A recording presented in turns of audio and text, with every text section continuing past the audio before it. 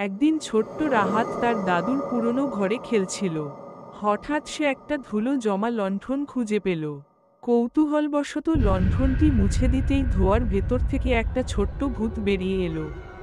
রাহাত ভয় পেয়ে গেল, কিন্তু ভূতু নামের এই ভূতটি একদম দুষ্টু ছিল না। ভূতু বলল, ভয় পেও না, আমি তোমার বন্ধু হতে এসেছি। এই লণ্ঠন জাদুর, তুমি যা চাইবে আমি তাই করে দিতে পারবো। রাহাত খুশি হয়ে বলল, তাহলে একটা চকোলেটের পাহাড় বানিয়ে দাও। সঙ্গে সঙ্গে ঘর ভরে গেল চকোলেটে।